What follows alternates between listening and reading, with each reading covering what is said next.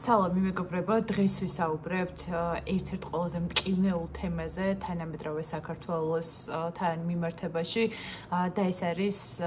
ერთგვარი შიდა კონფლიქტი, შეიძლება ითქვას ძმათა კონფლიქტი ეთნიკურად ქართულ და ეთნიკურად ოს ხალხებს შორის. უნდა აღინიშნოს, რომ რასაკვირველია და დასაწყისში აღნიშნავ, რომ ერთადერთი პრიორიტეტი ჩვენთვის ახლა უნდა იყოს შეთანხმება, ურთიერთობების დალაგება და სეპარატისტული ზრახვების უსამართლო სეპარატისტული ზრახვების მინიმუმამდე დაყვანა, თუმცა რეალურად ამ ყველაფერს რასაკვირველია დრო ჭირდება, მაგრამ მნიშვნელოვანია, რომ რაც შეიძლება მალე დაიწყოს ამ საკითხებზე საუბარი, უფრო და უფრო მეტი ინტერესი გაჩნდეს ახალ თაობაში ორივე მხარეს და ეს იქნება ერთადერთი ოპტიმალური გამოსავალი როგორც ქართველებისთვის, ასევე არაეთნიკური ქართველებისთვის და ეს ყველაფერი რასაკვირველია ძალიან მალე იმედი უნდა ვიქონიოთ, რომ ძალიან მალე დაალაგდება. უბრალოდ დღეს მინდა გაგაცნოთ რაღაც ფაქტები, რომლებიც პროვოცირებას აკეთებს იმისას, რომ თვითონ საქართველოს ტერიტორიაზე, საქართველოს მოსახლეობაში ჩვენს ოს თანამემამულეებთან მქონდეს შიდა დაძაბულობა. ისინი ცხოვრობენ საქართველოს ტერიტორიაზე, შესაბამისად მათ უნდა უცეთ პატივი.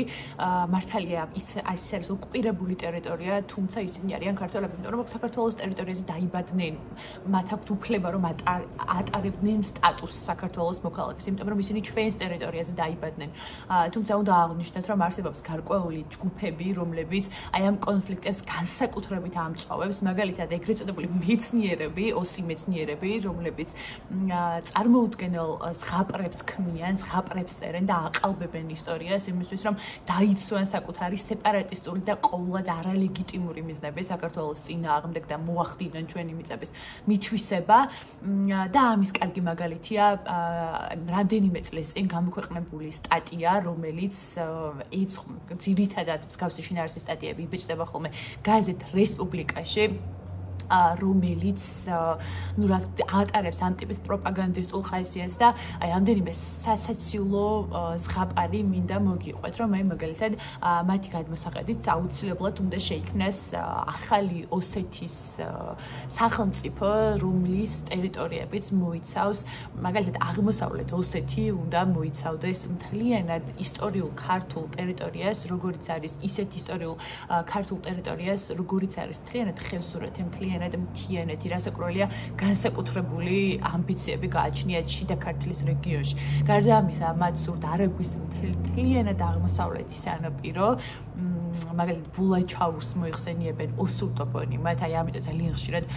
მე პირადად ძალიან დაინტერესებული ვარ ტოპონიმიკით ზუსტად ამ მიზეზის გამო, იმიტომ რომ მათი ერთ-ერთი მთავარი წყარო არის ის, რომ დედამიწას აქვს თავისი ენა და ეს თავისი ენა არის ტოპონიმიკა, ანუ ადგილების, მდინარეების, სოფლების, ქალაქების დასახელება, რაც რეალურად იმაზე მეტყველებს თუ ვინ ცხოვრობდა იქ, ვინ დაარქვა სახელი, ვინ შექმნა იქ კულტურა და სწორედ ამიტომ ძალიან ჭკვიანურად დაიწყეს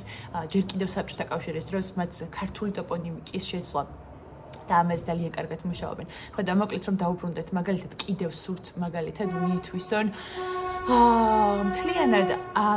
მცხეთა ანანური გორი კასპი და თბილისთან უნდა საზღვრის დადება და განიხილავენ მუხათგვერდის ქედს თბილისის საზღვრად. ნუ ეს დაახლოებით ცოტა იმასაც გავს თუ გინდა ლეკვით ხო ეპონია, ნუ ისეც ოკუპირებული აქვთ ჩვენი მიწები და ეხლა ცდილობენ რომ ცოტა რაღაც ზღაპრები შექმნან და ნუ ეხლა დიდი ალბათობით იციან რომ პონს არავინ აჩუქებს, მაგრამ იქნებ ლეკვი მაინც ჩაგვჭეთო, მაგრამ ყველა ცდილობენ ამასაც რასაკვირველია თუ მოდეს მორჩებოდეს მე მატარებელი ამ ხმების გამოცემას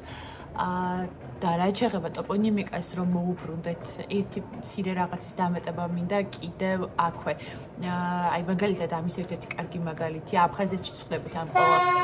ყველაფერს, მაგრამ ამის ერთ-ერთი კარგი მაგალითია აი მაგალითად ახალგორი. ისინი ცვლიან რომ შეცვალონ სახელი ლენინგორით. საბჭოთა კავშირის დროს ახალგორს გადაერქვა სახელი და დაარქვეს ლენინგორი და სწორედ აი მაგალითად ცდილობენ რომ შეცვალონ ახალგორი, უძველებულს ეძახიან და